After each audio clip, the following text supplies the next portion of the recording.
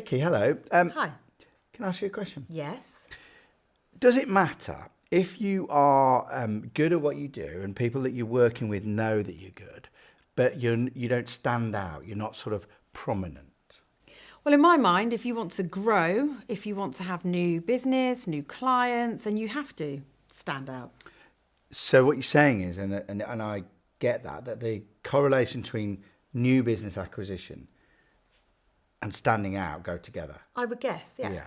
I'm glad you said that, because that's how I thought, and that's what we're going to talk about today. We've got with us once again Robert Craven, and he's going to share some thoughts on how to make your business stand out. So, you know the rule. Get your pad, get your pen, take some notes, because these ideas will work if you implement them. Let's go over now to the studio with Robert Craven to look at ideas to make your business stand out.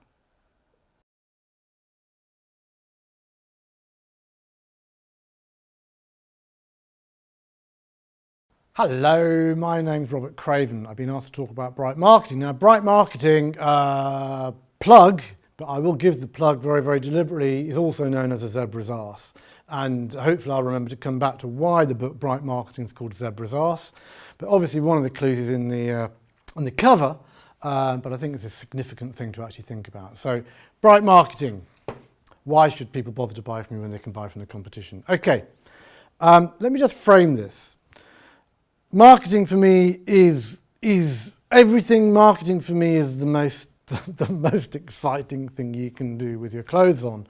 Marketing for me is not about Twitter handles and followers and likes, and that's vanity marketing. I'm talking about marketing that actually delivers stuff for your business. Those of you who've seen me before know that my passion is about how do you grow your business sustainably. You know, it's about creating a strategy plan for growing the business, and marketing is then about figuring out how to get people to buy from you, how to stand out. And marketing is one of these really great things where no one seems to know what it is. So just framing this brief session with you, I want to talk about what marketing really is. Please don't hit the stop button now, because I think I have a slightly different view from most people. It's not business schooly at all. This is free of business school BS. And why is marketing important for me? Marketing is important for me because if I can't find new clients for my business, I run a company called the Directors Centre, I go bust. It's as simple as that. It's how you get customers. And the problem that most of us have, and if you've seen the earlier videos, you'll know me talking about this, most of us are awesome at doing the doing, but we're not so great at getting customers to buy from us. So getting the customers to buy from us is the big piece. And all the work I've done, I've just completed a huge piece of work with the world's #1 search engine provider. I can't tell you who they are, obviously. And their partners, the biggest problem they had wasn't doing the doing, because they were awesome at doing the doing, but their problem they had was finding the right customers to do it with. So marketing is really actually a fundamental problem. Maybe ironically, the marketing industry has failed to explain what it does, because it's all about helping people grow their business by getting the right customers. So for me, marketing is absolutely crucial. For you, an understanding of what marketing is will enable you to sit down and design the business that you want to design, that will give you your lifestyle in the way that you want it, by understanding who you should be approaching and how you sell them. Now, there are loads of big courses on marketing. My daughter went on a 3-year university course on marketing. I'm not going to pretend in the next 15 or so minutes to be able to cover it all. I just want to cover off some biggies. So let's just go for it. Question number 1. The marketing question. Why should people bother to buy from you? Why should people bother to buy from you when they can buy from the competition? And if you can't answer that question, it's literally, go back to square one, start again. So I repeat, why should people bother to buy from you when they can buy from the competition? If you can't answer that question, you're stuck. Question number 2 is, what makes you different from the rest? What makes you different from the rest when the rest are cheaper, smarter, brighter, friendlier, local and nicer? If you can't answer those 2 fundamental questions, why should people bother to buy from you and what makes you different from the rest? Don't go. In fact, maybe now's the time, hit stop and write down. Why should people buy from us? What makes us different from the rest? I will phone you up. I have your mobile phone number. I'm going to phone you up at 4 o'clock this morning. Coming up at 4 o'clock this morning, I'm going to phone you up. And when you pick up the phone, I'm going to say, why should people bother to buy from you when they can buy from the competition? What makes you different from the rest? And if you can't answer those questions succinctly, in a way that I understand, in a way that makes me want to lean in towards you, I'm going to wait 10 minutes and then I'm going to phone you again. And we're going to keep on doing it until you get it right. Okay, maybe I'm not going to phone you, maybe it's a jest, but I think you get the point. So my point about bright marketing is one very, very simple question, which is, how good are you at getting the clients you want? That's what marketing's about. Marketing's about getting the clients that you want to buy from you. Marketing's about standing out. Marketing is not about vanity metrics. Marketing is about getting people to buy from you. It's, as someone who sold books, I just love the book industry. Marketing, who wants to buy my book for a penny? Everyone puts their hands up, yeah? Who wants to buy my book for £50? One hand goes up. Now for me, getting one person who really understands the value, who'll read the book and pay £50 for it, is worth far more than selling it to 100 people who just want it for a penny and they're never going to read it. So marketing's about me understanding who I'm trying to talk to, the value that I'm giving them, how I'm going to reach them in a way that's well. But more importantly, the marketing selling piece, it's easy selling stuff, you just do it cheaply. And it's easy, marketing's all about sort of lead conversion. No, getting traffic's easy. Getting the quality of people that you want to have a conversation with, who you can add value to, that's the tough thing. So bright marketing, the whole thinking behind the bright marketing ethos, the book and so on, is how good are you at getting the clients you want to buy from you? How can you get the clients you want to buy from you? Because the fundamental problem that you have in your business, as I have in my business, as Ben has in his business, is this unbelievable similarity. Yeah?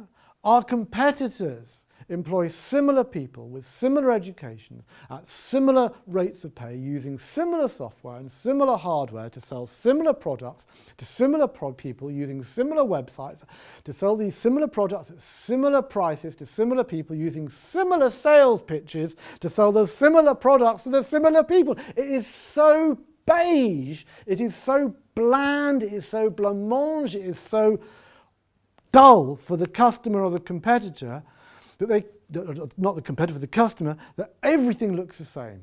Everything looks the same. You are similar to your competition. And for me as a customer, I can't figure out why I should buy from you if you're the same as the competition. Can't figure it out at all. What actually happens, if you look at the graphic of the supermarket, is if everything's similar, the only way you can sell is either being cheaper than everyone else, brackets, do not be cheaper than everyone else unless you can afford to compete at those prices, and most of you cannot, you will go bust first. If it's not about being cheaper than everyone else, then the only alternative in the supermarket is to have a brighter, shinier, gimmicky cover offering. But there is actually another way of doing it, and the other way of doing it is you stand out by delivering awesome value. You stand out by creating a reputation. You stand out by being remarkable. What do I mean by remarkable? By remarkable, I mean worthy of remark. People talk about you because of the great value that you serve. This word of mouth marketing piece. Everyone says, how do I get more customers? How do I get more customers? How lead generation? Let's go, create more inquiries. And yet nearly all the businesses I work with, both small and large, the majority of clients that come from them primarily through word of mouth and reputation, not through advertising. Advertising is virtually dead. The return on investment on advertising is dreadful. And this is the thing. This is a thing for you if you run your own business. This is a thing if you're running an independent business. This is the thing if you're running a bank. Marketing is not a battle of the product. We get so fixated on our product and our product features and our product benefit and why our product is different from everyone else's. We're so much in love with our product, it's ridiculous. Marketing is a battle for the mind of the customer. I repeat, marketing is not a battle of the product. Marketing is a battle of the mind of the customer. I use a Samsung phone because I think, because I believe, because I feel that the Samsung is better. I don't know whether it's better than an Apple or not. I drive a Mercedes-Benz because I feel and I think that the Mercedes-Benz is better. I use my accountant because I believe and feel that my accountant is better than any other. But I don't know whether my accountant is better. Marketing is a battle for the mind of the customer. And it's about that emotional tie, it's about that emotional pull that makes us feel like part of the tribe that's a Samsung person, or an Apple person, or a Microsoft person, or a Mercedes person, or a Sony person, or whatever it is.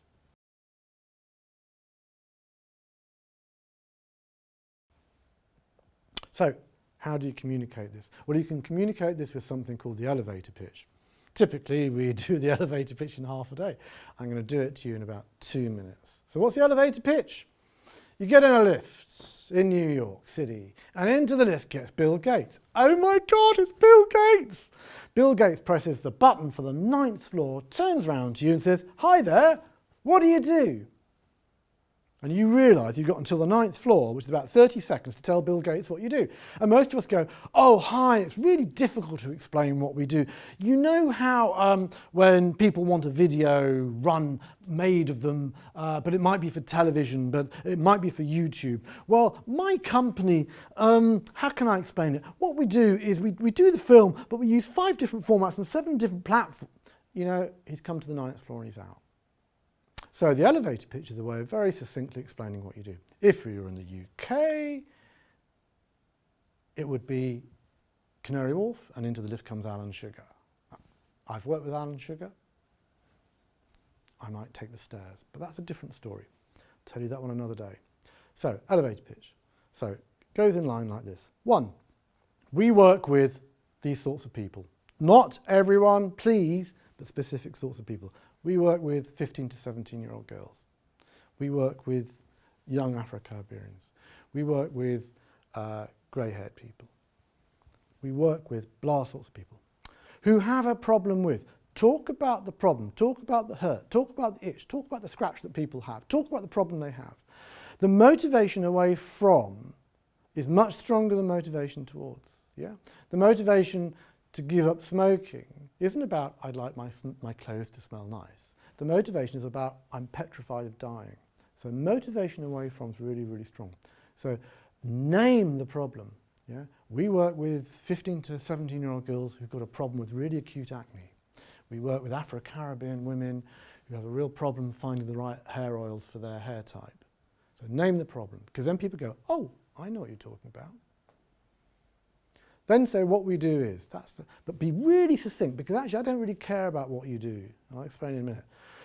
What we do is, so we work with 15 to 19-year-old girls, 15 to 17-year-old girls who've got a real problem with acute acne. What we do is take them through a 5-step homeopathic treatment. We work with Afro-Caribbean women who've got a real problem finding the right hairs for their hair type. What we do is source our shampoos and materials from the West Indies. So really quite specific. But don't hang around on there, because the next bit is the important bit. You start now talking about benefits. So we work with, who have a problem with, what we do is, so now we talk about the result, okay? We work with 15 to 17-year-old girls who have a problem with acute acne. Oh, you're talking about my daughter. What we do is put them through a 5-step homeopathic treatment so that their skin clears up. So you've now given the result. But actually you need to go farther and talk about what they call the benefit. How do you find a benefit? You use this phrase, "which means that." And it's the "which means that" bit that people actually want to buy. That's the bit they want to buy. That's the bit they're interested in. Let me explain. We work with 15 to 17-year-old girls who have a problem with acute acne. What we do is take them through a 3-step homeopathic treatment so that their skin clears up, which means that they can then join in society, join with their friends, and feel confident that they can act their age and hold their head up and feel like they're good looking and a whole member of society. That's what people buy. and the other stuff is just a route to it. We work with Afro-Caribbean women who have a problem with finding the right hair types oils for their hair type. What we do is source oils and shampoos from the West Indies so that they get the hair conditioning and products for their hair type, which means that when they go out, they feel like $1,000. Here's my point. People don't buy from you for what you do.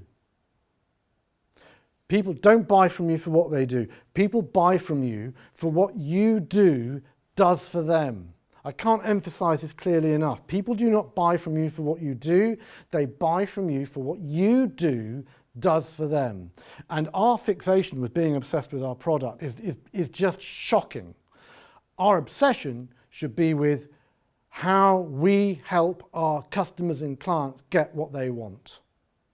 And our product or service happens to make that happen.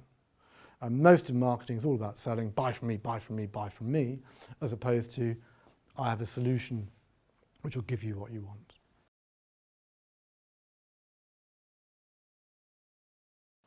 Because growing a business is really, really simple. Simple formula. 1, get more clients. Very, very expensive. Costs 8 to 9 times more to sell to a new client than an existing client. 2, get them to buy more. Pretty easy. Just ask them, oh, would you like a top up? Would you like it over 18 months rather than 12 months? You just got to ask. Too many people are too shy and too coy about that. Yeah, they bought from you now, so ask them to buy more. Why don't you buy 3 years rather than 2 years? Why don't you buy 24 rather than 12? Why don't you buy... Get them to buy more often. You're currently buying once a month. Why don't you buy every 4 weeks? You're currently buying once every 6 months. Why don't you buy every quarter? Shall I call you once a month to make sure you haven't run out of stock? And the final bit that everyone always forgets, so get more clients, get them to buy more, get them to buy more often. The final bit is to stop them leaving. We work so hard getting customers into our funnel, into our pipe, that we just let them disappear. 5, 10, 15, 20% of your customers disappear. Why do they disappear? They disappear because they thought you didn't care. Because your customer care doesn't really exist, because all you've been interested in is making sales. That's not the kind of business I want to work with. It's not the kind of business I want to run. Surely what your business is about giving awesome, legendary service so that people spread the word about how remarkable you are, because 80 to 90% of sales come from word of mouth. It's kind of like, it all kind of fits together, doesn't it? So how do you make sales? How do people do it? What do they do? Well, there's a really simple triangle here. Yeah. This is when I've thought this one through, it was so blindingly obvious. Most people's marketing goes as follows. They spend 80% of their time trying to sell to strangers. Facebook, YouTube ads, selling ads in the local paper, advertise.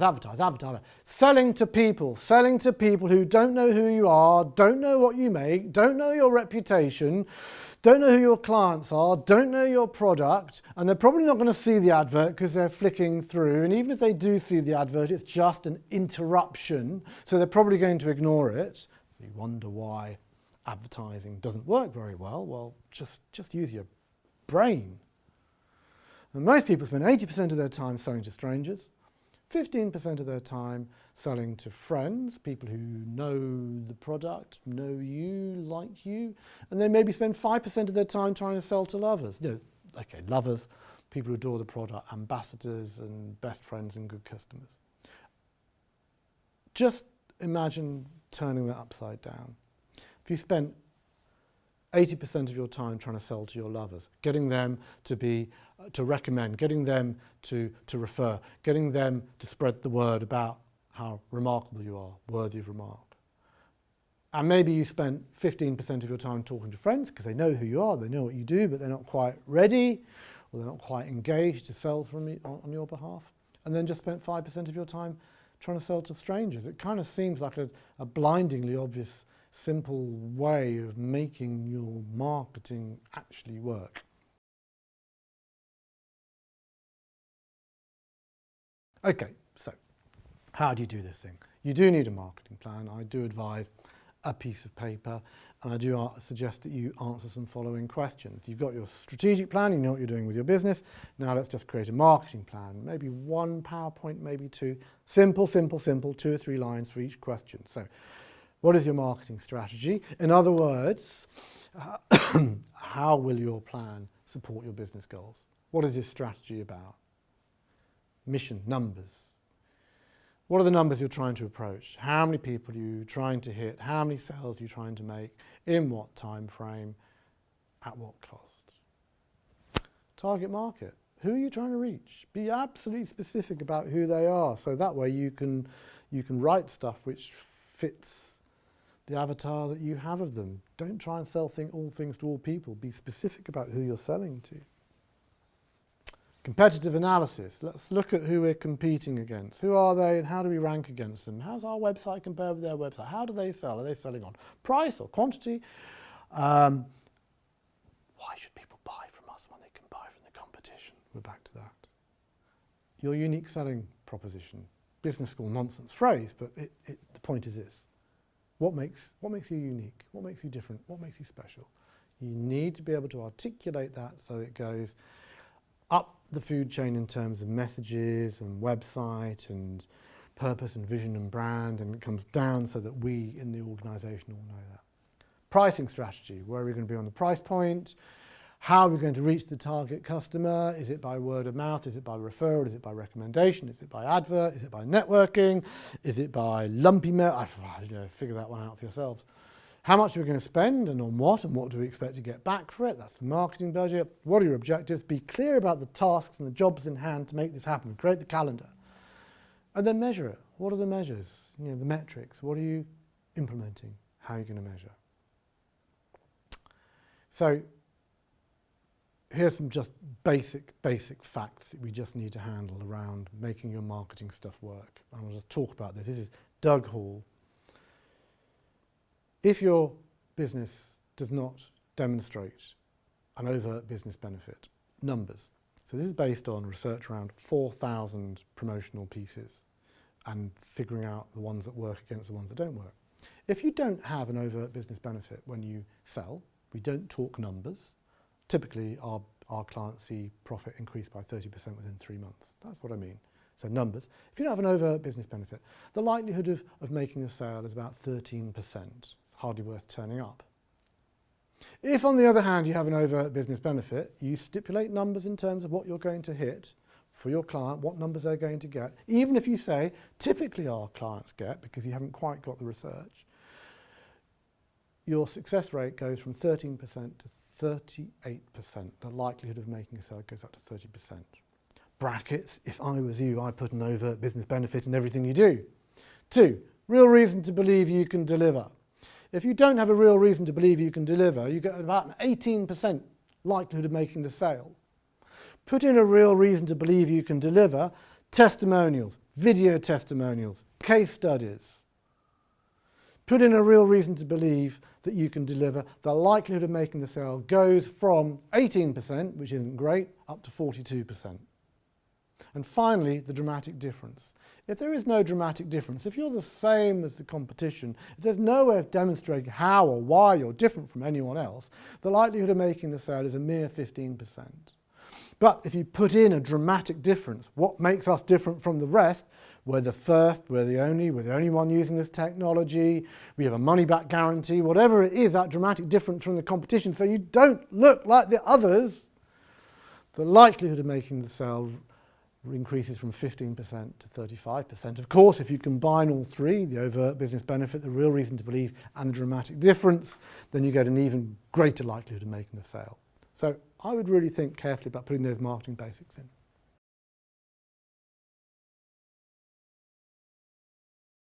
So let's talk about the truth. The truth about marketing isn't about your product. The truth is that you, I think, almost in a cold dark room, need to sit down and think, really, how good is our business? Really, how good is our product at giving customers really what they want? Really, what do customers actually think about our product and our service? Really, what's the truth about how good our competitors are in terms of giving our customers? Really, what is the truth?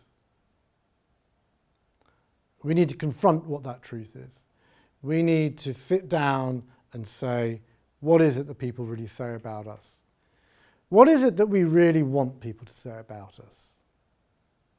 What is it that we need to do to have people say those things about us? I think we need to just unpick, slow down and confront the truth, not be mesmerised by our wonderful website and our wonderful Google Analytics measures and scores, but be really clear about the truth about our business, the truth about what we're trying to do for our clients, the truth about the sort of business we want to run, and the truth about what we need to do and what we're prepared to do to actually make that happen. Only then you can move on. One way of doing that, I would argue, just to wrap all this up, is a manifesto. I would get together with your team and say, hey, let's create a manifesto for our team and what we do and what we are and what we represent. It might go, we don't do sales pitches. Why don't you do sales pitches? Because we have conversations with people, we understand what they want, and we're not going to play that cheap game of trying to do stuff cheaper, faster, smarter. We're going to have conversations, understand what clients want, and share our practice with them. It might be we are not suppliers because we are partners with our clients. It might be we will talk money because so few businesses talk money. Just tell me how much it's going to cost. So we will talk money. It might be we will enjoy ourselves. What a great manifesto statement. You know, we're only young once. This is the business I want to run. We will enjoy ourselves. We will not sell time. We'll sell products, services. We'll sell monthly, but we're not going to sell hourly. I think it's time that you actually grabbed hold of some kind of a manifesto. Yeah, we will be dramatically different from the competition. Put it up on the wall. It makes, internally in the business, it makes you stand out. Externally, it makes people notice the difference that you have. So having some kind of a marketing manifesto is a great way of separating yourselves from the competition. And also it can be aspirational, or it can be a live thing that we're actually working through right now. Oh, the zebra's arse. Why is it called the zebra's arse? That's what we talked about in the first place. Well, the zebra analogy goes as follows. Yeah? If you're in the jungle, not the jungle, if you're in the African savannah and you're a zebra and you're in a whole herd of zebras, the lions can't get you. They can't, because they don't know which one to go for, and it's all really, really confusing. And if a lion does go for the herd splits up, the lion runs out of puff, the zebras escape. However, if a zebra steps out from the herd, steps away from the rest, it can be identified really, really clearly. And in your marketing, you want to stand out from the rest and be identified really clearly. This is where the analogy ends, because the problem with the analogy, of course, is if you're a zebra and you're out and you're on your own, the lion will get you. Okay? So, curious analogy, the zebra's bum. But the point is, it's about standing out from the rest. It's about stepping out. So, to my mind, I would just go straight back to the top of this video, which is, why should people bother to buy from you? What makes you different from the rest? If you can't answer those questions, none of the marketing stuff about brand and values and all that kind of stuff means diddly squat. You need to go right back to basics. Why should people bother to buy from you? What makes you different from the rest? And above all, you need to take this information and you need to make some clear, honest decisions about what you're going to do next with your marketing in order to make sure that you run the sort of business that you want to run. Thank you very much for listening. My name is Robert Craven from the Directors Centre. You can find out more about me on the Members Directory. And my one final plea for you is please, please, please, please, please, please, please do something. Take action. Thank you very much.